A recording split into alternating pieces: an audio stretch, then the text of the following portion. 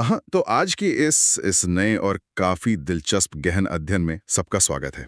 हाँ, आज का विषय वाकई बहुत गहरा है। बिल्कुल। मतलब आज हम कुछ ऐसा चर्चा करने वाले हैं जो बंद दरवाजों के पीछे होता है। अदालतों के बंद दरवाजे। हाँ, वो सबसे जटिल कानूनी और मनोवैज्ञानिक लड़ाइयाँ। हम भरण पोषण विवाद यानी मेंटेनेंस लिटिगेशन की दुनिया में उतरने वाले हैं। और खास तौर पर इसके उस हिस्से पर बात करेंगे जो जो किसी भी वादिनी के लिए सबसे बड़ी परीक्षा होता है। जिरह, जिसे हम कानूनी भाषा में क्रॉस एग्जामिनेशन कहते हैं। जी। और आज की हमारी इस चर्चा का जो आधार है ना, वो बहुत ही ठोस है। हाँ, स्रोत बहुत मजबूत है हमारे पास। बिल्कुल। हम मनीष शुक्ला एंड एसोसिएट के पारिवारिक विधि विशेषज्ञ अधिवक्ता अमन बाजपेयी जी और अधिवक्ता मनोज कुमार शुक्ला जी के नोट्स देख रहे हैं। उन्होंने जो कानूनी रणनीतियां साझा की हैं वो कमाल की हैं। इस चर्चा का मुख्य उद्देश्य ही ये समझना है कि जब कोई वादिनी न्याय की उम्मीद लेकर अदालत के कटघरे में खड़ी होती है तो उसे किन चक्रव्यूहों का सामना करना पड़ता है। सही बात है।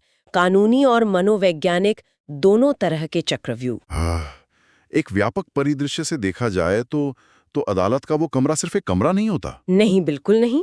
वो दबाव और भावनाओं का एक अखाड़ा बन जाता है जहां अत्यंत तीखे सवाल पूछे जाते हैं। और हमारी कोशिश यही है कि जो लोग इस प्रक्रिया को नहीं जानते वो समझ सकें कि सही तैयारी से एक साधारण गवाही भी कितनी मजबूत बन सकती है। ये जटिल कानूनी प्रक्रियाओं को आसानी से समझने का एक बहुत बढ़िया अवसर है।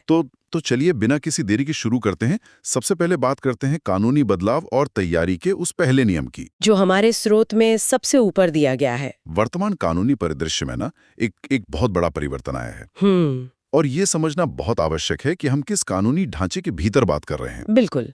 ऐतिहासिक रूप से देखें तो भरण पोषण के मामले पहले दंड प्रक्रिया संहिता, जिसे सीआरपीसी 1973 कहते हैं, हाँ, उसकी धारा 125 के तहत आते थे।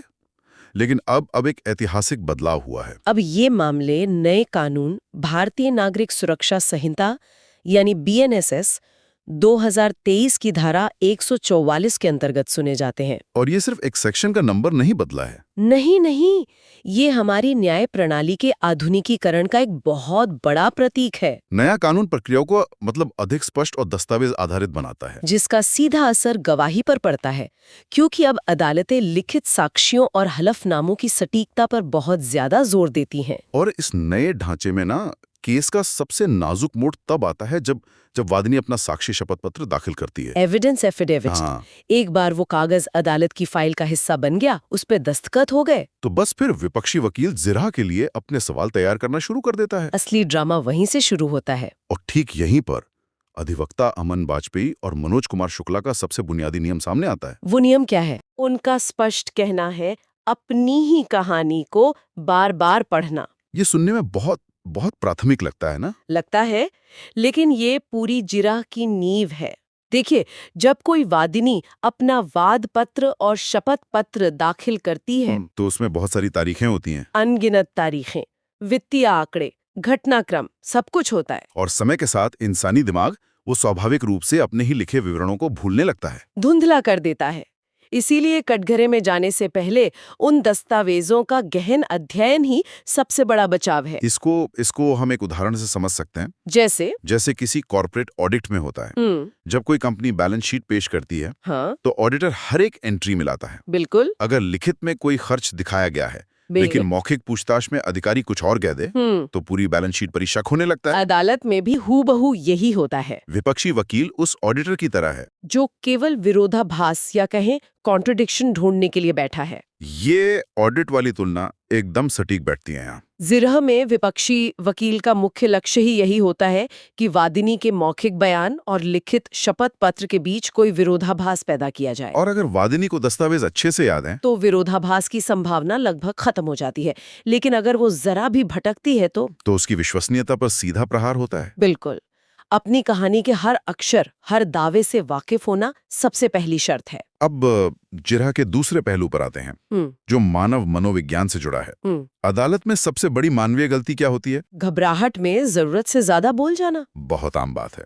जब इंसान दबाव में होता है तो वो खुद को सही साबित करने के लिए स्पष्टीकरण देने लगता है। और अधिवक्ताओं की सलाह यहाँ क्या कहती है? उनका सख्त निर्देश है कि वादिनी को सिर्फ और सिर्फ उसी बात का जवाब देना चाहिए जो पूछी गई है। मतलब कम बोलना ही सबसे बड़ी रणनीति है। हाँ, मान लीजिए विपक्षी वकील पूछता है कि क्या आप अमुक तारीख को अपने मायके गई थीं? तो जवाब सिर्फ हाँ या नहीं होना चाहिए। बिल्कुल, लेकिन यहाँ एक व्यावहारिक सवाल उठता है।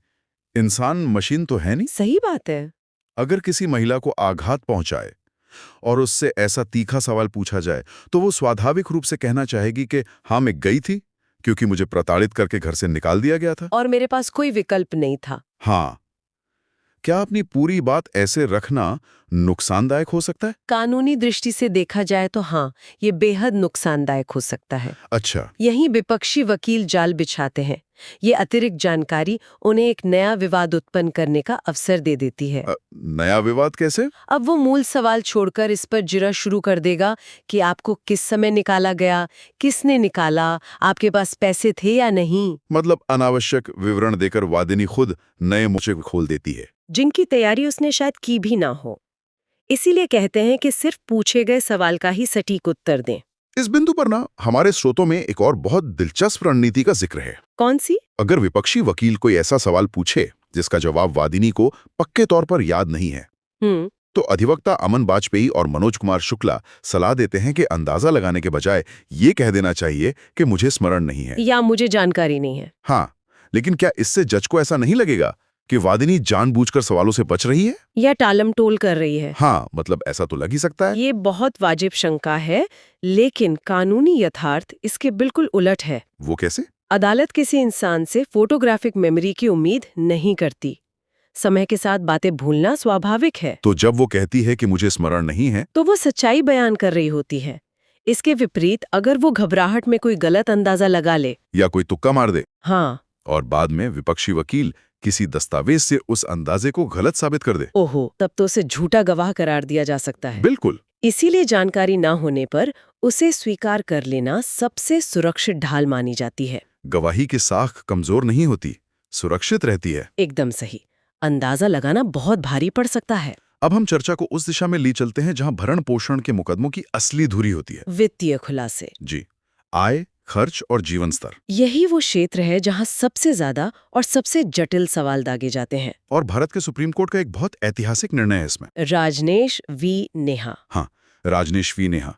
ये फैसला तो मील का पत्थर है। इससे पहले पक्षकार अक्सर अपनी आय छुपाते थे या खर्चों को बढ़ा चढ़ाकर बताते थे। लेकिन इस फैसले ने आय प्रकटीकरण शपथ पत्र, जिसे इनकम डिस्क्लोजर एफिडेविट कहते हैं, उसे अनिवार्य कर दिया है। और अत्यंत विस्तृत भी। तो ये हलफनामा इतना अहम क्यों है? क्या ये सिर्फ एक सामान्य घोषणा पत्र नहीं है? नहीं, ये उससे कहीं बढ़कर है। सुप्रीम कोर्ट के निर्देशों के अनुसार इसमें बैंक खातों, संपत्तियों, निवेशों, देनदारियों, सबका पूरा पारदर्शी विवरण देना होता है। जीवन स्तर के संकेतकों का भी? हाँ, व्यक्ति क्लब का सदस्य है या नहीं, विदेश यात्राएं कितनी की हैं, क्रेडिट कार्ड का बिल कितना आता है, सब कुछ।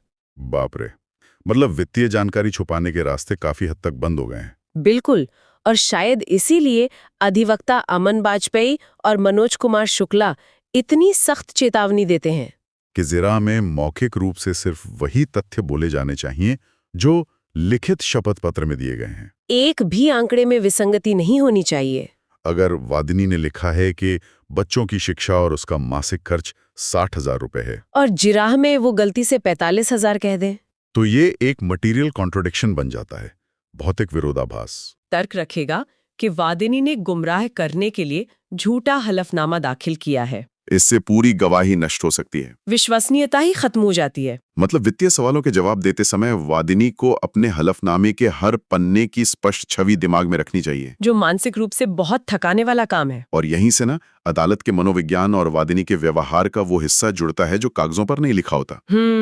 कटघरे में जो मनोवैज्ञानिक दबाव होता है वो बयां करना मुश्किल है। अत्यंत संवेदनशील स्थिति होती है। अधिवक्ताओं के नोट्स इस बात पर विशेष जोर देते हैं कि वादिनी का आचरण न्यायालय के सामने एक बहुत बड़ा साक्ष्य होता है। जज सिर्फ ये नहीं सुन रहे होते कि वादिनी क्या कह रही हैं, बल्कि ये भी देख रहे होते हैं कि वो कैसे प्रतिक्रिया दे रही हैं। शांत रहना, संयमित रहना, सम्मानजनक भाषा का प्रयोग करना बहुत जरूरी है। लेकिन विपक्षी वकील की रणनीति तो यही होती है कि वो चुभने वाले सवाल पूछें। हाँ, वो कोशिश करते हैं कि वादिनी संयम खो दे, उसे गुस्सा आ जाए। या वो भावनात्मक रूप से टूट जाए।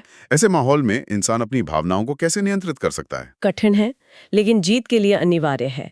विपक्षी वकील अक्सर चरित्र, निर्णयों या मंशा पर सवाल उठाते हैं, ताकि वादिनी उकसावे में आकर कुछ ऐसा कह दे जो उसके दस्तावेजों के खिलाफ हो। ऐसे क्षणों में इमोशनल आउटबर्स्ट देने से बचना सबसे ज्यादा जरूरी है। गुस्सा या आंसू वास्तविक हो सकते हैं, लेकिन अदालत के रिकॉर्ड में सिर्फ शब्द दर्ज होते हैं, भावनाएं नहीं। अगर तर्कहीन जवाब दे दिए तो गवाही को नुकसान पहुंचेगा। स्पष्ट, संक्षिप्त और तथ्यात्मक उत्तर ही उस तूफान में गवाही को बचाते हैं। तो अगर हम इस मनोवैज्ञानिक और कानूनी कश्मकश का निष्कर्ष निकालें, तो बात यहाँ आकर टिकती है कि यदि वादिनी अपने वाद पत्र और शपथ पत्र के अनुसार बिना भटके जवाब देती है, तो गवाही सुसंगत मानी जाती है। कंसिस्टेंट, और कानून की नजरों में जो सुसंगत है वही विश्वसनीय है।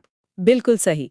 अदालत को तथ्यों की निरंतरता चाहिए। जो गवाह दबाव के बावजूद तथ्यों पर अडिग रहता है और सम्मानजनक व्यवहार बनाए रखता है, न्यायालय उसकी बात को गंभीरता से लेता है। एकदम। अब इससे पहले कि हम आज की चर्चा के अंतिम पड़ाव पर पहुंचें, हमारे स्रोतों में एक बहुत ही रोचक टीजर छुपा हुआ है। हाँ, मनीष शुक्ला एंड एसोसिएट के अधिवक्ताओं की ओर से भविष्य के लिए एक मास्टर क्लास का संकेत। ये बहुत महत्वपूर्ण अगला कदम होने वाला है। अभी तक हमने बात की कि जब इंसान खुद कटघरे में हो तो बचाव कैसे करना है, लेकिन आने वाले समय में वे बताएंगे कि विपक्षी के गवाह से जिरा करते समय कौन सी तकनीकें अपनाई जा सकती हैं। मतलब बचाव से निकलकर आक्रामक रणनीति की ओर बढ़ना। ये जानना बहुत दिलचस्प होगा कि विपक्षी गवाह से जिरा करते समय वकीलों की मानसिकता कैसे बदलती है। कैसे वो गवाह के हाव भाव पढ़ते हैं और सधेवे सवालों से उनके झूठ के जाल को तार तार करते हैं। कानून के विद्यार्थियों और वकीलों के लिए ये एक बेहतरीन टूलकिट साबित होगी, जो अदालत में झूठे तथ्यों का पर्दाफाश करने के काम आती है। व्यवहारिक हिस्सा है ये कानूनी अभ्यास का। किताबी ज्ञान को अदालत की वास्तविकता से जोड़ता है। तो चलिए आज के इस विस्तृत अध्ययन के यादगार बिंदुओं का एक त्वरित सारांश निकाल लेते हैं। आज मुख्य रूप से 4 बातें सीखी हमने। पहला, अदालत जाने से पहले अपनी कहानी और दस्तावेजों को बारीकी से पढ़ना। दूसरा, पूछे गए सवालों का नपे तुले शब्दों में जवाब देना और नए विवाद से बचना। तीसरा, आय और खर्च के दस्तावेजों, खासकर राजनेश वी नेहा वाले हलफनामे के आंकड़ों पर अडिग रहना। और अंत में, जिरा के दौरान चाहे कितना भी उकसावा हो, भावनाओं के तूफान में शांत और संयमित रहना। यह बहुत ही सटीक सारांश है। लेकिन इस चर्चा को विराम देने से पहले मैं एक ऐसा विचार छोड़ना चाहती हूँ जो स्रोत की बातों को एक नए दार्शनिक स्तर पर ले जाता है। बताइए। आज की चर्चा से स्पष्ट है कि कानूनी जीत काफी हद तक अपनी स्वाभाविक भावनाओं को दबाकर सिर्फ तथ्यों की स्थिरता बनाए रखने पर निर्भर करती है। बिल्कुल। लेकिन ये सोचने वाली बात है, पारिवारिक विवादों में जहां इंसान गहरे दर्द, आघात और भावनात्मक उथल-पुथल से गुजर रहा होता है, वहां अदालत द्वारा पूर्ण भावनात्मक शून्यता और मशीन जैसी सटीकता की उम्मीद करना क्या खुद न्याय प्रणाली के अमानवीय होने का संकेत नहीं है? ये तो बहुत गहरा सवाल है। क्या भविष्य के कानूनी सुधारों में इस बात की भी जगह होनी चाहिए कि एक इंसान की टूटी हुई भावनाएं उसके बयानों में आने वाले विरोधाभासों का कारण हो सकती है, ना कि उसकी झूठ बोलने की नीयत? वाकई ये सोचने पर मजबूर कर देता है। इस गहन अध्ययन के सफर में शामिल होने और इन जटिल कानूनी पहलुओं को समझने के लिए बहुत बहुत धन्यवाद। मिलते हैं अगले विस्तृत विश्लेषण